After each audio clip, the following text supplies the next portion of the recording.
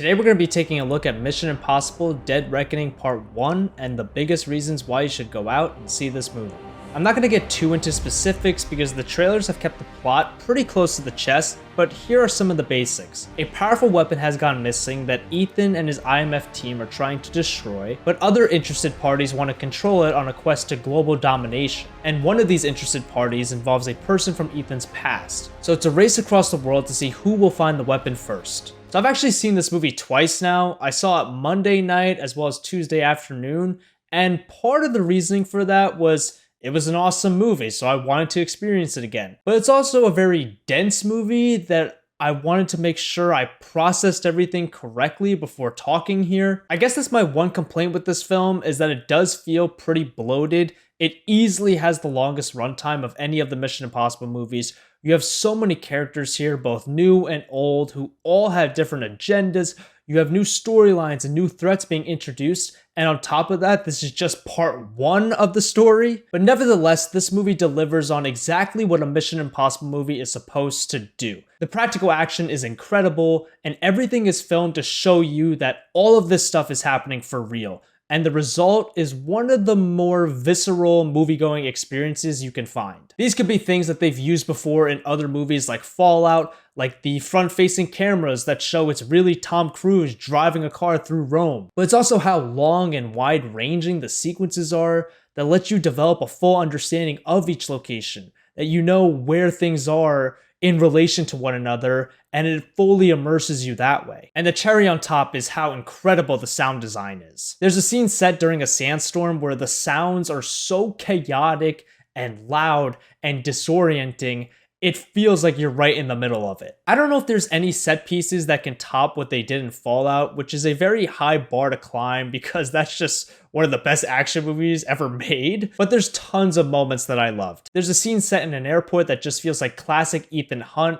where there's people after him, but he's always one step ahead, and it's very suspenseful. There's a close quarters hand-to-hand fight set in a very narrow alley, and all I could think about while watching this was how much of a pain in the ass it must have been to film, but it's incredibly well directed. There's a sequence where Ethan and Hayley Atwell's character Grace are hopping from train car to train car because the train is about to fall off a cliff, and it feels very Inception-like, where the sets are just twisting and turning, and it's utter mayhem, but it's really intense, and it's also really nauseating.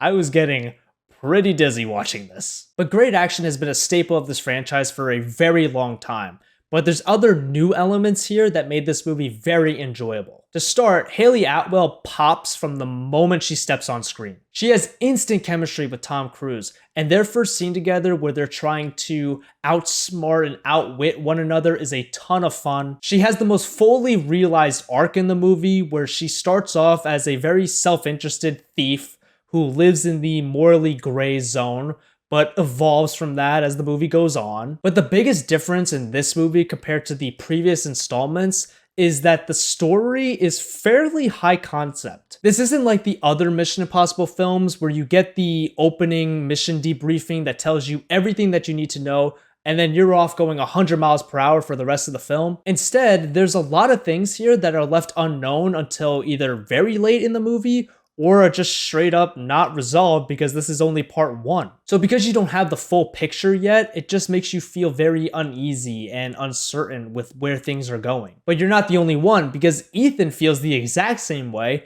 and this is one of the rare occasions where Ethan does feel outmatched, that he's in over his head and he's facing a threat that he just can't beat, which gives the movie a very interesting tone, where it feels very gloomy and quite depressing. And it feels like no matter what Ethan does, there are things that are out of his control, there's things that he cannot prevent, and it just feels like we're heading towards an inevitable doom that's going to result in tragedy. And this is the perfect time to mention this, because I think it might be my favorite part of this entire movie.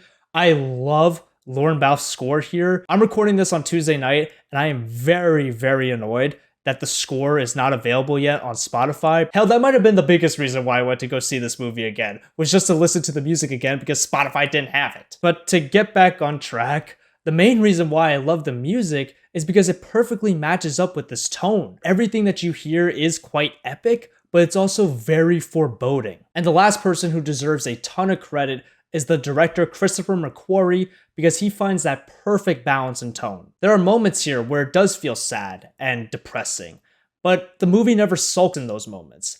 It always keeps the fast pace going, it always keeps the exciting action coming, and because of that, when you leave the theater, you had just as much fun watching this as you did any of the other previous Mission Impossible movies. But those are my biggest reasons why you should go out and see Mission Impossible Dead Reckoning Part 1.